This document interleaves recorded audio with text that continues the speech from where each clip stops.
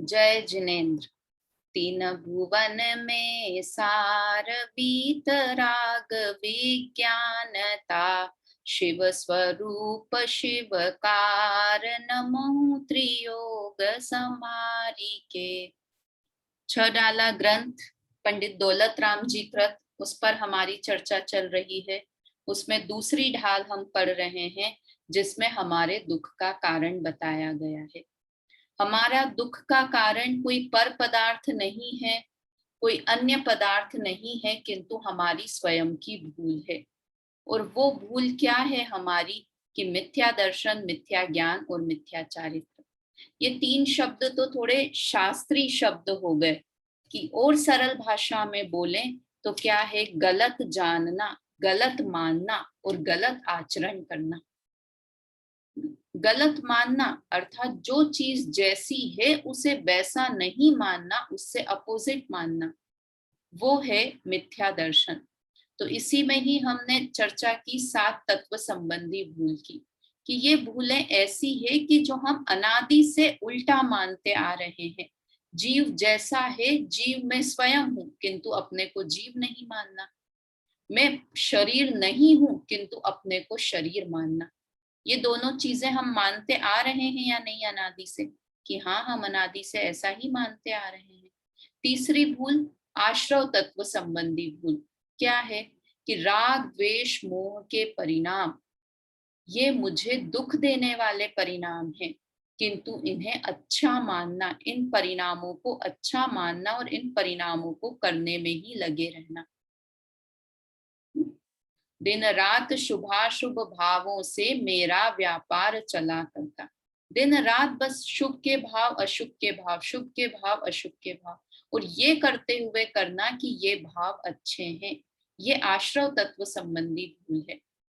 बंध तत्व संबंधी भूल क्या है? कि आश्रव, जो आश्रव का फल शुभ भाव किया, उसका जो फल आया, पुण्य सामग्री मिली, तो ये पुण्य सामग्री अच्छी है, ये मानना। ये क्या है? बंध तत्व संबंधी भूल। पाप के उदय को बुरा मानना और पुण्य के उदय को अच्छा मानना, ये क्या है? मेरी बंध तत्व संबंधी भूल है। वास्तव में शुभ का फल हो या अशुभ का फल हो, दोनों ही संसार के कारण हैं, दोनों ही दुख देने वाले हैं, किंतु एक को अच्छा और एक को बुरा मानना, ये बंध तत्व संबंधी भूल है। देखो, ये शाब्दिक अर्थ भले हमें नहीं रहे कि आश्रव बंध, किंतु अपनी मान्यता तो हम बदल सकते हैं। जैसे होता है ना, शेर को भी सम्यक दर्शन हो गया, तिर्यंच गति के जीव भी सम्यक दर्शन कर लेते हैं, तो उन्हें कहा ये जीव अजीव आश्रव बंध संवर निर्जरा मोक्ष, ये सात तत्व के नाम याद हुए होंगे शेर को महावीर भगवान की पर्याय में, किंतु फिर भी उसे सम्यक दर्शन हो गया। तो अगर हम ये सात तत्व संबंधी भूल क्या है, आश्रव वाली भूल कौन सी है, बंध तत्व वाली भूल कौन सी है, ये अगर हमारे दिमाग में मिक्स मिक्स भी हो जाए तो कोई प्रॉब्लम नहीं है, किंतु हमें ये तो पता हो कि ये चीजें खराब हैं। राग द्वेष के परिणाम करने योग्य नहीं है। मोह राग द्वेष के परिणाम, शुभ या अशुभ कैसा भी फल आए, किंतु वो संसार ही है। शुभ के फल में मुझे हर्षित नहीं होना है, अशुभ के फल में मुझे दुखी नहीं होना है, क्योंकि ये तो कर्म के उदय हैं। इतना तो हम ये तो समझ सकते हैं ना इन बातों को। तो ये थी मेरी बंध तत्व संबंधी भूल। लाइन क्या थी? शुभ अशुभ बंध के फल मझार, रति अरति करे निज पद विसार। अपने को तो भूल ही गया और बस शुभ का फल आया तो मैं बड़ा बाजार सकड़ा, अशुभ का उदय आ गया तो अपने आप को दीनहीन मानने लगा। तो ये मेरी बंध तत्व संबंधी भूल है। फिर कल हमने पढ़ी थी संवर तत्व संबंधी भूल क्या है? कि ज्ञान और वैराग्य वास्तव में सुख को देने वाले हैं, किंतु उन्हें कष्टकृत मानना, कष्ट देने वाला मानना, ये मेरी संवर तत्व संबंधी भूल है। निर्जरा तत्व संबंधी भूल क्या है? कि इच्छाओं के अभाव करने में नहीं लगना, इच्छाओं की पूर्ति करते जाऊंगा और मैं सुखी होता जाऊंगा, ऐसा मानना। इच्छाओं के अभाव की तरफ ध्यान ही नहीं। देखो, एक प्रैक्टिकल बात समझो कि किसमें ज्यादा मजा है, चाय पीने की इच्छा हो और हम चाय बनाएं, उठकर चाय बनाएं, सारी चीजें अरेंज करें, फिर चाय बनाएं, फिर बैठकर चाय पिएं, उसमें ज्यादा आनंद है, या इस चीज में ज्यादा आनंद है कि हमें चाय पीने की इच्छा ही नहीं हो, हम वैसे ही आनंद से बैठे रहें? किसमें ज्यादा अच्छी बात है बताइए?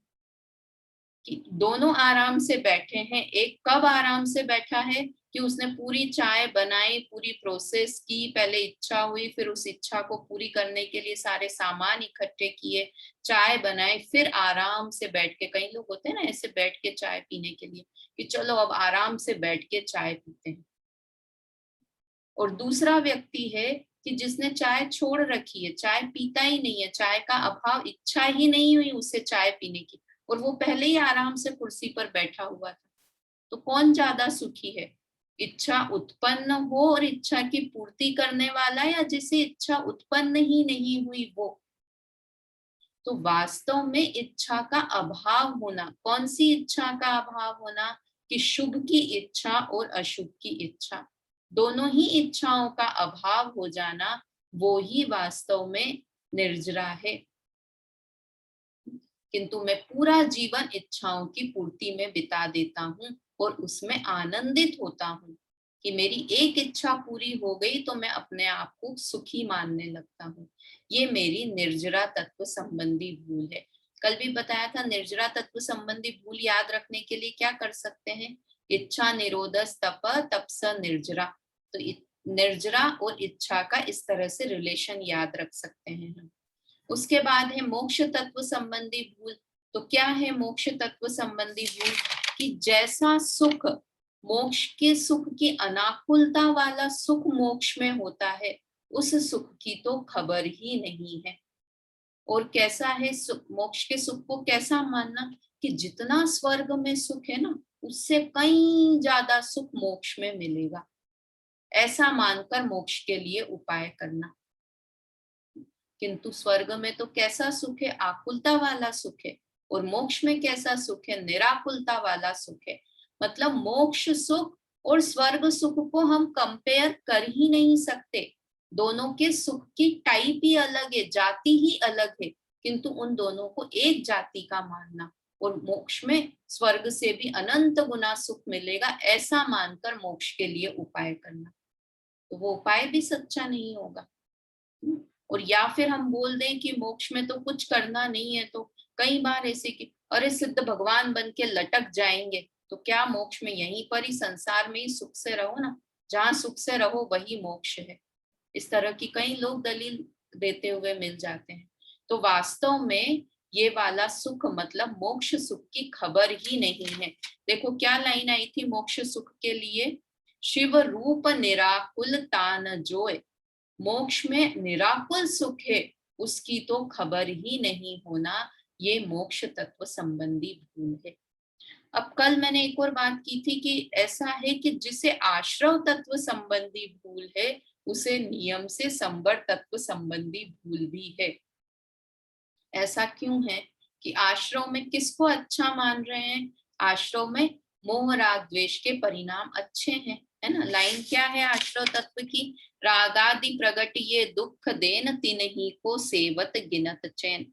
तो रागादि परिणामों को अच्छा मानना ये आश्रव है ना, आश्रव तत्व संबंधी भूल। तो जिसे राग में सुख है वो आश्रव को अच्छा मानता है, और निर्जरा तत्व संबंधी भूल में क्या है कि जिससे राग में सुख है वो वैराग्य को कभी भी अच्छा नहीं मान सकता।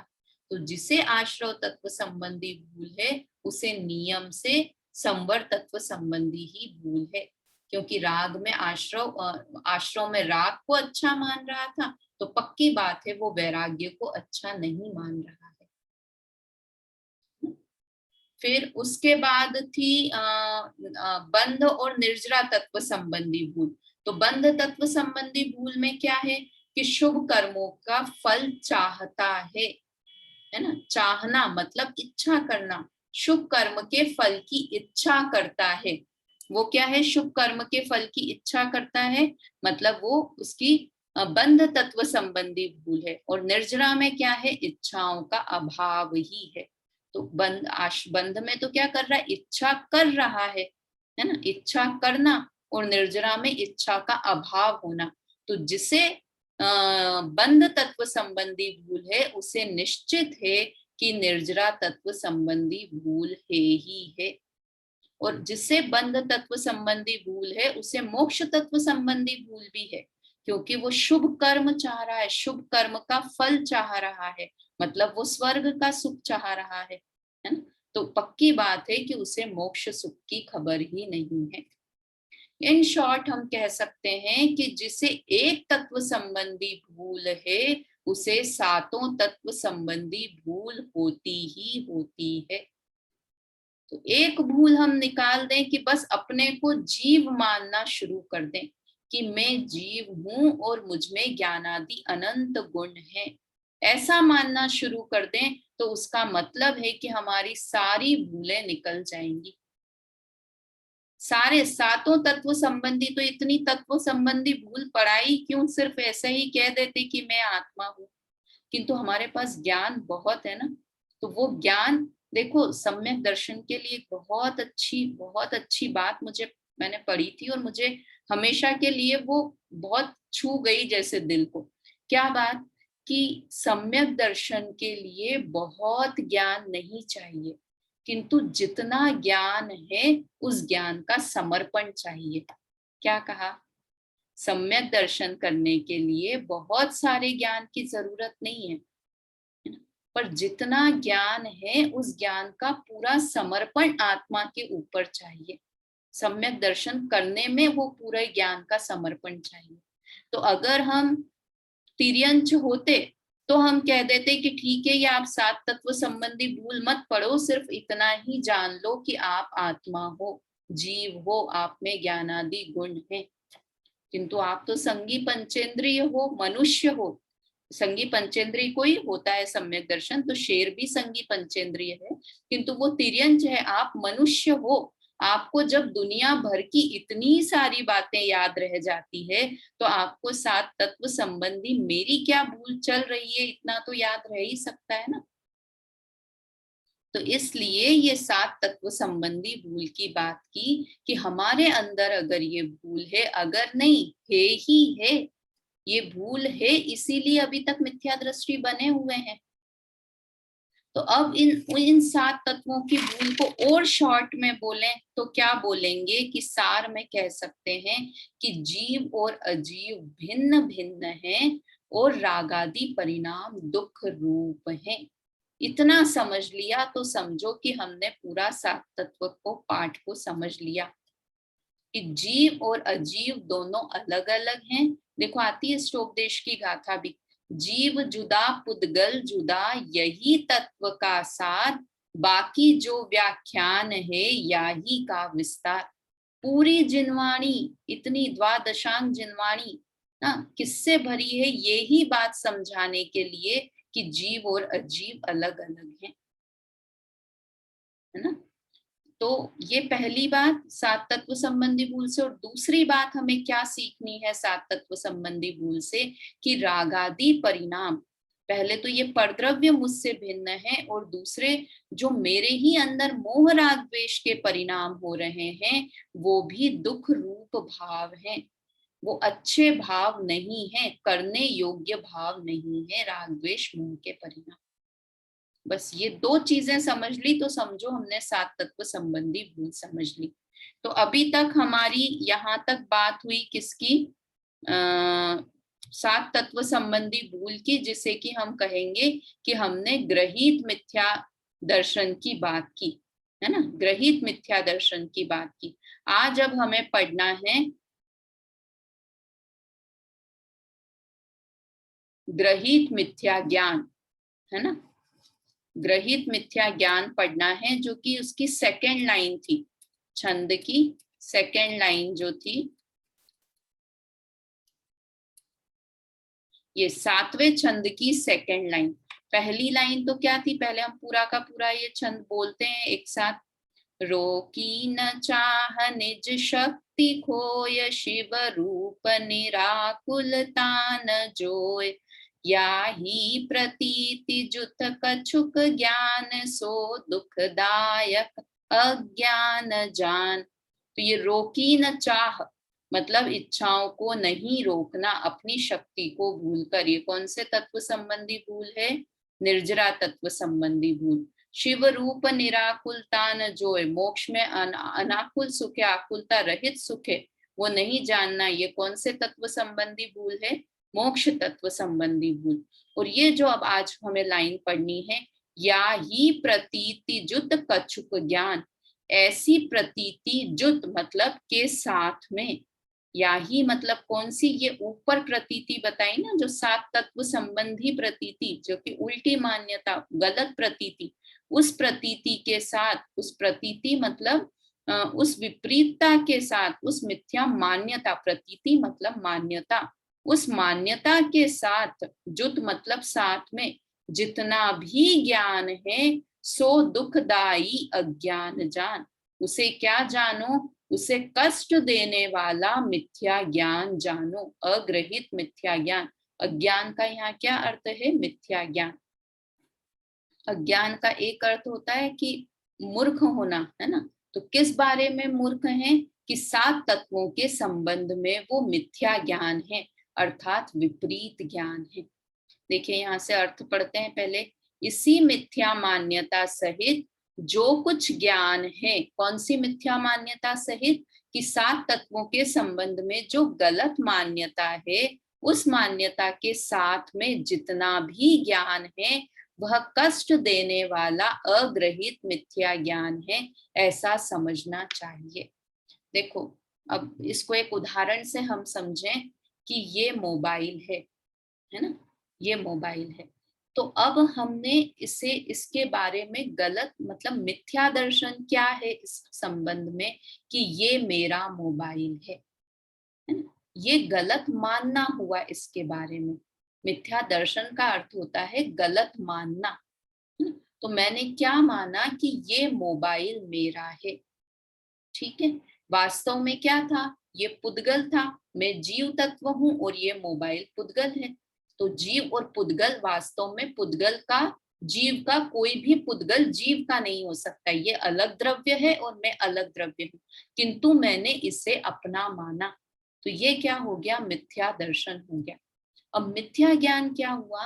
कि इसके बारे में अब जो भी कुछ मैं जानता हूं, वो सब क्या कहलाएगा? मिथ्या ज्ञान कहलाएगा। आप कहोगे कि मुझे पता है ये एप्पल कंपनी का है, ये ऐसे पीछे से वाइट आगे से ब्लैक कलर का है, इसका इतना साइज है, इतने इंच बाय इतने इंच का है, इसके ऐसे ऐसे फंक्शन है, ये ऐसे काम करता है, ऐसे स्टार्ट होता है, ऐसे बंद होता है। मुझे तो सब कुछ पता है।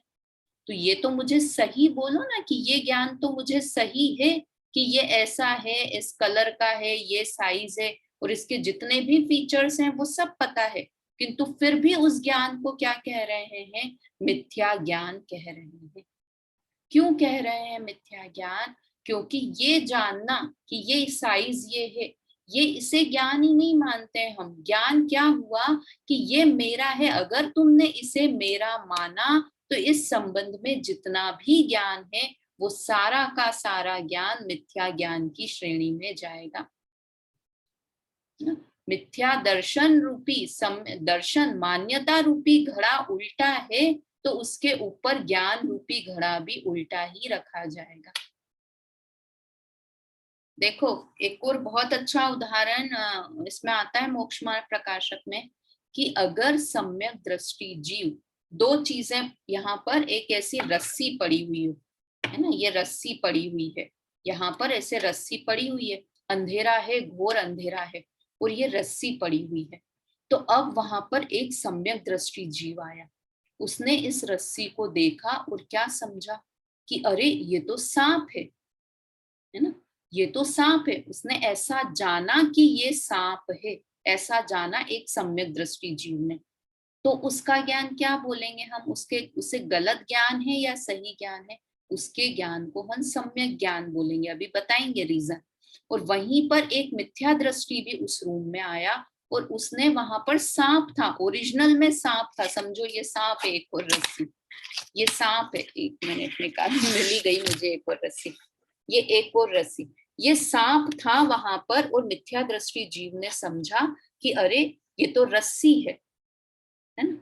नहीं सॉरी, गलत हो गया, वापस से बताती हूँ कि वहां पर एक रस्सी रखी हुई थी एक कमरे में, तो सम्यक दृष्टि जीव ने रस्सी को सांप जाना और मिथ्या दृष्टि जीव ने रस्सी को रस्सी जाना। समझ में आया? वापस से बोलती हूँ, मैं थोड़ी गड़बड़ हो गई थी। क्या बोला कि एक रस्सी थी और सम्यक दृष्टि जीव ने रस्सी को सांप समझ लिया और मिथ्या दृष्टि जीव ने रस्सी को रस्सी समझा। तो अब किसने सही समझा, किसने गलत समझा? कि हम मोटे तौर पर तो ये बोलेंगे कि सम्यक दृष्टि जीव ने गलत जाना, ये थी तो रस्सी और उसने सांप जान लिया। किंतु जिनवाणी क्या कहती है कि सम्यक दृष्टि जीव ने जो कि रस्सी को सांप समझा, किंतु फिर भी उसका ज्ञान सम्यक ज्ञान है। क्यों? क्योंकि वो रस्सी को सांप समझा, तब भी वो ये नहीं मानता है कि ये सांप काटने से मैं मर जाऊंगा, सांप मुझे मार सकता है, मेरी आयु को छीन कर सकता है, मेरी मृत्यु कर सकता है सांप, है ना, ये सांप दुख देने वाला है, इसे मार देना चाहिए। इस तरह की गलत मान्यता उसके अंदर नहीं है। और सम्यक दृष्टि, मिथ्या दृष्टि जीव रस्सी को रस्सी समझ रहा है, किंतु फिर भी वो उसकी मान्यता में क्या है कि ये रस्सी किसकी है, ये रस्सी मेरी तो नहीं है, ये रस्सी हो सकता है वीना आंटी की है ना, प्रीति की है ये रस्सी, तो ये रस्सी किसकी, उसकी मान्यता में क्या है? वास्तव में ये रस्सी किस चीज की है कि ये तो वायर से बनी हुई है, रबर की है ये रस्सी, किंतु वो क्या समझ रहा है कि ये रस्सी वीना आंटी की है, ये रस्सी प्रीति की है, ये रस्सी इस काम में आती है, इस रस्सी से ऐसे मैं कपड़े सुखा सकता हूँ, इस रस्सी को मैं इस यूज में ले सकता हूँ। मतलब उसका बेसिक मान्यता गलत है ना उसकी, कि ये रस्सी एक जीव द्रव्य की है, ये रस्सी है तो पुद्गल की, किंतु वो किसी जीव के साथ उसका कनेक्शन बता रहा है। और सम्यक दृष्टि जीव चाहे देखने में रस्सी को सांप समझ रहा है, किंतु फिर भी वो ये समझ रहा है कि ये सांप मेरा कुछ अच्छा बुरा नहीं कर सकता, मेरी मृत्यु नहीं कर सकता, मैं अपने आयु कर्म से ही मरण को प्राप्त होऊंगा। समझ में आया? मतलब उसकी मेंटेलिटी सुधर गई है सम्यक दृष्टि जीव की, इसलिए उसे जितना भी ज्ञान होगा वो सब सम्यक ज्ञान होगा, और मिथ्या दर्शन के साथ जितना भी ज्ञान होगा वो सब मिथ्या ज्ञान कहलाएगा। समझ में आया? मतलब सरल सी बात है कि अगर गलत सोच है, मान्यता गलत है, देखो इसे लौकिक जीवन में भी लगा के हम देखें कि अगर हमारी किसी से नहीं, हम किसी के बारे में गलत समझते हैं, हमारी मान्यता ये है कि ये मेरा दोस्त है, ये मेरा गलत करना चाहता है ना, चलो भाई, दो भाइयों का ही झगड़ा हो तो हमें एक भाई को लगता है, उसके दिमाग में ये मान्यता फिट है कि ये मेरा दोस्त, ये मेरा भाई मुझे मेरे पैसे हड़पना चाहता है या मुझे नीचा दिखाना चाहता है। अगर हमारे दिमाग में ये बात है तो, है ना, एक भाई के दिमाग में अगर ये बात है तो अब वो भाई जो भी काम करेगा, है ना, वो भाई कहीं उसकी तारीफ भी करेगा छोटे भाई की, तो वो क्या समझेगा छोटा भाई, देखो जान करके मुझे नीचा दिखाने के लिए मेरी तारीफ कर रहा है ना। वो भाई कुछ अच्छा भी करना चाहेगा, उसके घर पे लाके पैसे भी देगा, मिठाई भी लाके देगा, तो वो क्या समझेगा कि क्या मैं नहीं खरीद सकता हूँ मिठाई, मुझे नीचा दिखाने के लिए ये मेरे घर पे मिठाई लेके आया है। समझ में आ रहा है मैं जो बताना चाह रही हूँ? कि हमारे दिमाग में पहली बात ही हमारे दिमाग में गलत है। क्या गलत है? कि वो मुझे नीचा दिखाना चाहता है। ये पहली मान्यता गलत है हमारा, उसके लिए इंटेंशन, उसका इंटेंशन हमने गलत बना रखा है, तो अब वो जितनी भी बातें करेगा वो सब हमें उल्टी ही नजर आएंगी।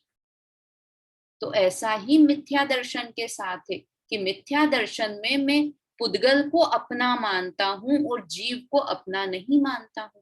तो अब जितने भी पुद्गल दिखेंगे, ये दिखा, कुछ भी चीज दिखी, ये चॉकलेट दिखी तो ये चॉकलेट खा के मैं सुखी हो जाऊंगा, ये कैंची दिखी, जो भी चीज दिखेगी तो उसको क्या लगेगा कि ये चीज से मैं सुखी हो जाऊंगा, ये पर पदार्थ से मैं सुखी हो जाऊंगा, या ये पर पदार्थ मुझे दुखी कर देंगे, है ना। क्यों? क्योंकि उसका पहली पहली उसकी सोच ही गलत है कि पर द्रव्य मुझे दुखी और सुखी कर सकते हैं।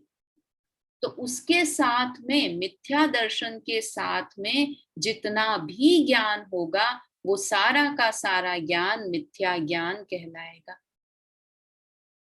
इसमें सारा ज्ञान बोल दिया है ना, जितना भी ज्ञान, मतलब अगर मिथ्या दृष्टि जीव को पूरे तत्वार सूत्र आगे से पीछे तक पूरे सूत्र याद है, पूरी छह डाला याद है, ये पूरी की पूरी छह डाला आगे से पीछे तक पूरी छह डाला याद है, पूरे तत्वार सूत्र याद है, पूरी समय सार की गाथाएं याद है, किंतु फिर भी क्या है, वो अज्ञान है, मिथ्या ज्ञान है। क्यों मिथ्या ज्ञान है? ये तो शास्त्र का ज्ञान है, ये ज्ञान भी मिथ्या ज्ञान है। हाँ, क्योंकि वो क्या सोचता है मिथ्या दृष्टि जीव कि मैं ये छह डाला के छंद याद कर लूं, फिर पूजा भाभी टेस्ट लेगी, वो टेस्ट में मैं फर्स्ट आ जाऊं तो बस मजा आ जाएगा। क्षयोपशम बनाने में वो लगा हुआ है, उसे ये पता ही नहीं है कि ये छडाला ग्रंथ में से मुझे सम्यक दर्शन होगा, और ये छडाला ग्रंथ अलग है, मैं अलग हूँ, मैं जीव तत्व हूँ, ये जड़ तत्व है, ये पुद्गल द्रव्य है, मतलब उसे पता ही नहीं है। तो जितना भी ज्ञान है, बाहर का ज्ञान तो अज्ञान है ही, किंतु जिनवाणी का भी जितना ज्ञान है वो पूरा ज्ञान भी मिथ्या ज्ञान कहलाएगा। क्यों? क्योंकि उसे मिथ्या दर्शन है, उसकी मान्यता गलत है, इसलिए उसके साथ कितना भी ज्ञान कर ले वो सारा ज्ञान मिथ्या ज्ञान कहलाएगा। तो इसका ये मतलब नहीं है कि शास्त्र पढ़ना बंद करना है, शास्त्र तो पढ़ना है, किंतु उससे भी पहले सम्यक दर्शन करना है। सम्यक दर्शन कर लिया तो उसके साथ में सिर्फ नमोकार मंत्र जितना भी याद है ना, तो भी वो सम्यक ज्ञान कहलाएगा।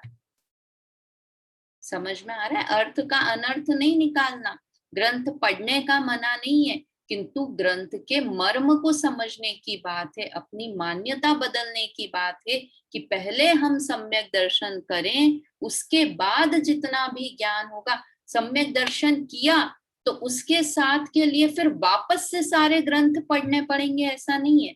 जितना भी ज्ञान है वो ऑटोमेटिक सम्यक ज्ञान नाम पा जाएगा। कितनी बढ़िया बात है ना। मतलब कितना छोटा सा काम है कि सिर्फ अपनी मेंटेलिटी ठीक करनी है, अपनी मान्यता बदलनी है। मान्यता बदल ली तो समझो सब कुछ हो गया। समझ में आया? देखो ये यहाँ पर अपने घर की बात नहीं है, यहाँ पर लिखा है, इस मिथ्या मान्यता सहित जो कुछ ज्ञान है, जो कुछ ज्ञान है, मैं सारा ज्ञान समझ लेना, है ना। जितना हिस्ट्री का, सिविक्स का, ज्योग्राफी का, डॉक्टरी का, वकील का, खाना बनाने का, दुकान चलाने का, जिनवाणी का, ना, जितना जितना जितना भी ज्ञान है वह कष्ट देने वाला अग्रहित मिथ्या ज्ञान है, ऐसा समझना चाहिए। श्रद्धा सही हुई तो ज्ञान अपने आप सही हो जाएगा, और श्रद्धा अर्थात मिथ्या दर्शन रहा तो उसके साथ सारा ज्ञान ही मिथ्या ज्ञान कहलाएगा। तो इस तरह से ये बात हुई। देखिए पढ़ते हैं इसमें क्या लिखा है मिथ्या ज्ञान के बारे में। अग्रहित मिथ्या दर्शन की उपस्थिति में प्रकट प्रत्येक ज्ञान को अग्रहित मिथ्या ज्ञान कहते हैं।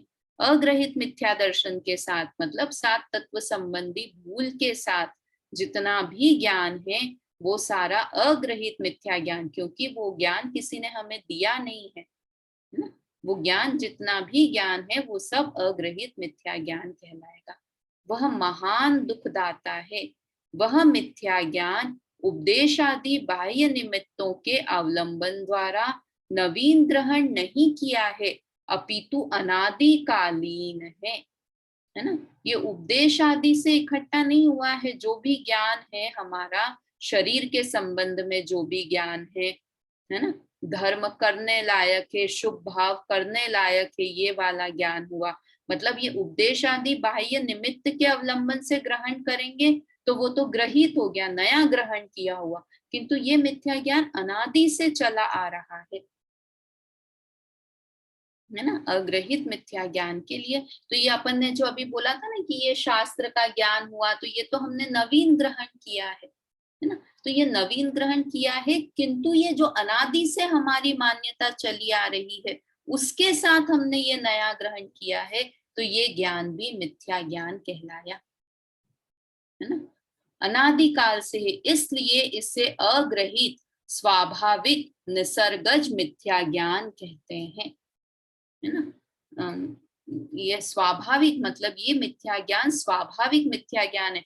अगर इसमें हम ऐसा माने कि ये अभी हमने जिनवाणी पढ़ी ये वाला ज्ञान, तो ये तुरंत नहीं ना, ये भी पहले पढ़ चुके हैं, या पहले से भी, जैसे किसी को होता है ना जाति स्मरण भी हुआ, पहले का भी ज्ञान हुआ, या जितना भी ज्ञान हुआ मिथ्या दर्शन के साथ वो ज्ञान है, तो वो सारा का सारा ज्ञान मिथ्या ज्ञान ही है। समझ में आया?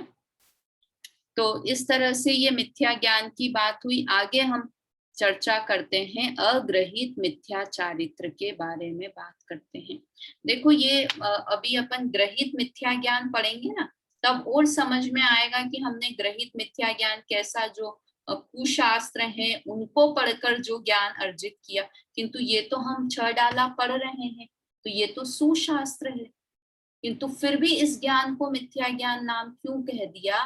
क्योंकि ये मिथ्या दर्शन के साथ में ज्ञान है। जो ऐसे बोलते हैं कि मिथ्या दृष्टि है, वो ग्रंथ तो पढ़ता है किंतु ग्रंथ के मर्म को नहीं पढ़ता है। क्या कहा? मिथ्या दृष्टि जीव है, मिथ्या दर्शन वाला जीव है, वो ग्रंथ तो पढ़ता है, मतलब स्वाध्याय तो करता है, ग्रंथों को तो पढ़ता है, किंतु ग्रंथ के मर्म को नहीं समझता है, जो कहना चाहते हैं ग्रंथ में उस ग्रंथ के मर्म को नहीं समझता है, इसलिए उसका सारा का सारा ज्ञान मिथ्या ज्ञान ही कहलाता है।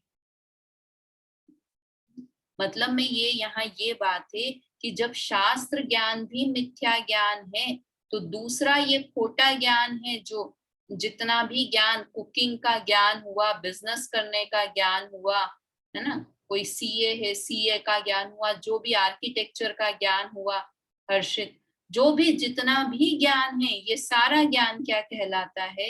ये सारा का सारा ज्ञान तो मिथ्या ज्ञान है ही है, किंतु ये शास्त्र ज्ञान भी मिथ्या ज्ञान कहला जाएगा अगर हमारी मान्यता उल्टी है तो। ठीक है, अब अपन आगे आज एक चीज और पढ़ लेते हैं मिथ्या चारित्र वाली, फिर कल से नया प्रकरण शुरू करेंगे। देखिए इसको पहले छंद को बोल लेते हैं हम। 8 नंबर का छंद है, अग्रहित मिथ्या चारित्र का स्वरूप कहते हैं। इन जुत विषयन की जो प्रवर्तिता को जानो मिथ्या चरित्र, यो मिथ्यात्वादि निसर्ग एह, अब जे ग्रहित सुनिए जुतेह। अग्रहित मिथ्या दर्शन और मिथ्या ज्ञान सहित, है ना, इन जुत, इन मतलब जो, इन मतलब दो का वर्णन पहले कर दिया ना, अग्रहित मिथ्या ज्ञान और अग्रहित मिथ्या दर्शन, है ना, मिथ्या दर्शन और मिथ्या ज्ञान का वर्णन कर दिया। तो इन दोनों के साथ जो विषयों में प्रवृत्ति है, कौन से विषय किसे कहते हैं? 5 इंद्रिय के विषय। 5 इंद्रिय, जैसे ये तो स्पर्शन इंद्रिय हुई, और स्पर्शन इंद्रिय का विषय क्या है? हल्का भारी, रूखा चिकना, कड़ा नरम, ठंडा गरम, ये रसना इंद्रिय है। और रसना इंद्रिय का विषय क्या है? खट्टा मीठा, कड़वा, कषायला, चरपरा, ये रसना इंद्रिय का विषय हुआ। तो ऐसे पांचों इंद्रिय, वो पांचों इंद्रिय के विषयों में जो प्रवृत्ति है, मीठा खाने में जो प्रवृत्ति है, नरम जगह पर बैठने की जो प्रवृत्ति है, खुशबू सूंघने की जो प्रवृत्ति है, मतलब मैं विषयों में प्रवृत्ति बता रही हूँ। तो जो ये विषयों की प्रवृत्ति है, ताको जानू मिथ्या चरित्र, उसे क्या समझो? मिथ्या चारित्र समझो। मतलब विषय कषाय में जो प्रवृत्ति है उस प्रवृत्ति को मिथ्या चारित्र कहते हैं, है ना। यो मिथ्यात्वादि निसर्ग एह, ये जो बताए मिथ्या दर्शन, मिथ्या ज्ञान और मिथ्या चारित्र, ये कैसे हैं? निसर्ग हैं, मतलब अग्रहित हैं, है ना।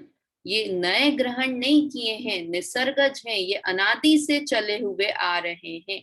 अब जे ग्रहित सुनिए जुते, अब मैं अग्रहित मिथ्या दर्शन ज्ञान चारित्र का वर्णन करता हूं, ऐसा दौलत राम जी कह रहे हैं। देखो ये 8 छंद हुए, तो पहले एक बार इसका अर्थ और देख लेते हैं। अग्रहित मिथ्या दर्शन, अग्रहित मिथ्या ज्ञान सहित जो 5 इंद्रियों के विषयों की प्रवृत्ति है, उसे अग्रहित मिथ्या चारित्र समझो। इस प्रकार अग्रहित मिथ्या दर्शन, मिथ्या ज्ञान और मिथ्या चारित्र का कथन है। अब जो ग्रहित मिथ्या दर्शन ज्ञान चारित्र है, उसका वर्णन सुनो। देखिए भावार्थ और पढ़ लेते हैं इसका, फिर थोड़ी सी चर्चा करते हैं इसके ऊपर। अग्रहित मिथ्या दर्शन और अग्रहित मिथ्या ज्ञान सहित 5 इंद्रियों के विषयों में प्रवृत्ति करना, ये अग्रहित मिथ्या चारित्र है। इन तीनों को दुख का कारण जानकर तत्व ज्ञान पूर्वक इनका त्याग करना चाहिए। किनका त्याग करना चाहिए? मिथ्या दर्शन, मिथ्या ज्ञान और मिथ्या चारित्र का त्याग करना चाहिए, क्योंकि ये दुख के कारण है। देखो यहाँ पर 5 इंद्रियों के विषयों में प्रवृत्ति बताई है। ये स्पर्शन इंद्री के विषय में, ये रसना इंद्री में कुछ फ्रूट खाकर मजा आ रहा है। रसना इंद्री के, घ्राण इंद्री के विषय में ये फूल से मान रहा है। चक्षु और कर्ण में ये टीवी देख लिया ना, तो उस दोनों इंद्री का विषय हो गया, क्योंकि सुनते भी हैं और देखते भी हैं, तो ये चक्षु इंद्री के विषय, मतलब ये 5 इंद्रियों के विषयों में प्रवृत्ति है कि इनसे मुझे सुख मिल जाएगा, ऐसी जो मान्यता है वो मिथ्या चारित्र है। चारित्र मान्यता तो मिथ्या दर्शन हुआ कि देखो दो बात अलग अलग हुई, कि ये 5 इंद्रियों में सुख है ऐसा मानना, ये क्या हुआ? मिथ्या दर्शन, मिथ्या ज्ञान या मिथ्या चारित्र हुआ? फिर से, 5 इंद्रिय के विषयों में सुख है ऐसा मानना, ये एप्पल खाके या आम खाके मुझे सुख हो जाएगा, सुख होता है ऐसा मानना, तो ये मान्यता क्या हुई? मिथ्या दर्शन हो गया, है ना। और उस मान्यता के साथ उस आम को खाया, तो वो क्या हो गया? मिथ्या चारित्र हो गया। समझ में आया क्या कहना चाह रही हूँ? कि मान्यता है कि इस आम को खाने से मुझे सुख होगा, आम मुझे सुखी कर देगा, ये मान्यता तो क्या हुई? मिथ्या दर्शन हुआ। और उस मान्यता के साथ फिर उस आम को खाना शुरू कर दिया, आचरण वैसा कर दिया, तो वो क्या हो गया? मिथ्या चारित्र, मतलब वो विषयों में प्रवृत्ति ना। चारित्र का अर्थ आचरण, प्रवृत्ति। तो जो 5 इंद्रियों के विषयों में प्रवृत्ति की, तो उसका बेस कहाँ से आया?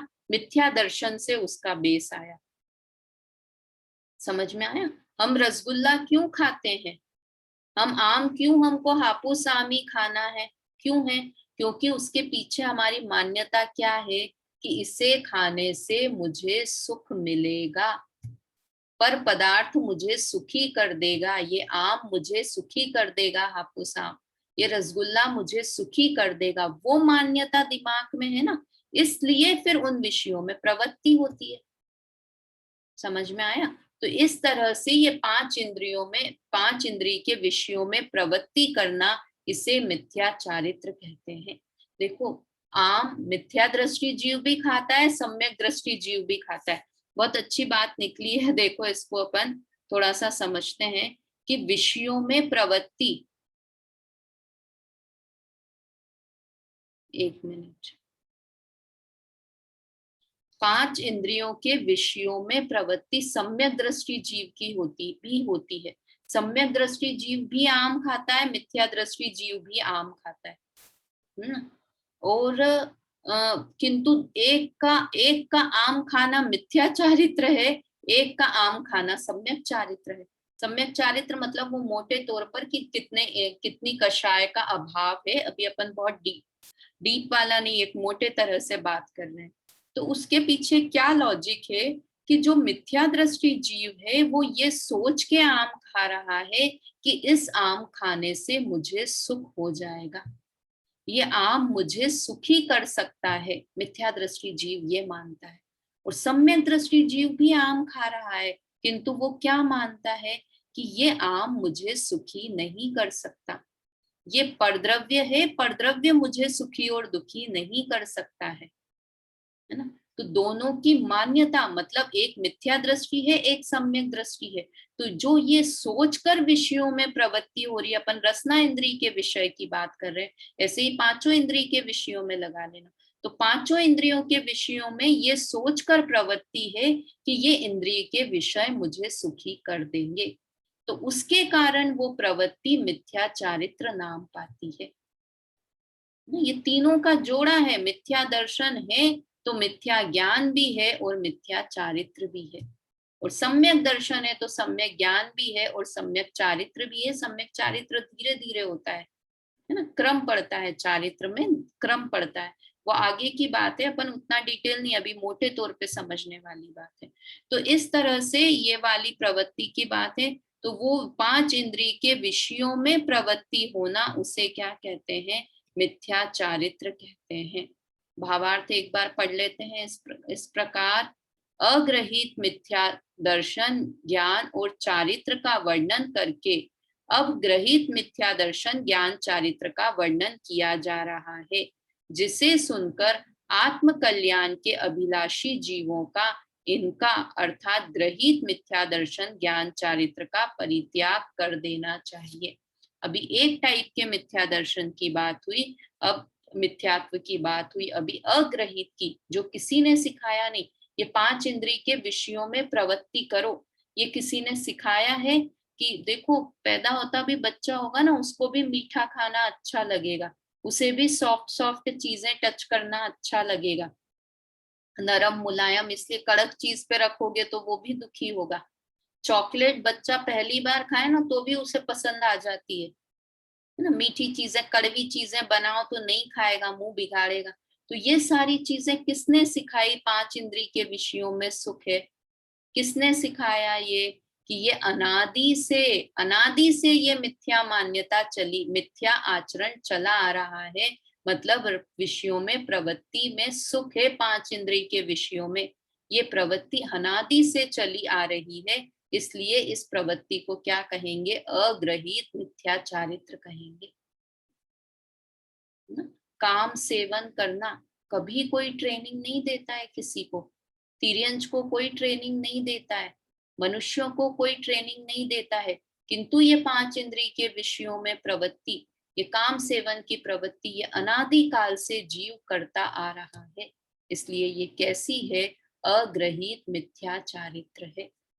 तो अब यहाँ तक कि इसकी बात हुई। विषयों में प्रवृत्ति एक्चुअली ग्रहण रूप और त्याग रूप दोनों होती है, कि पांच इंद्रियों के विषयों में अशुभ में आचरण करना, ये ग्रहण रूप प्रवृत्ति हुई। थोड़ा और अगर अपन इसको डिटेल में पढ़ें तो, और पांच इंद्रिय के विषयों में त्याग रूप प्रवृत्ति हुई तो उसे शुभ आचरण कहते हैं।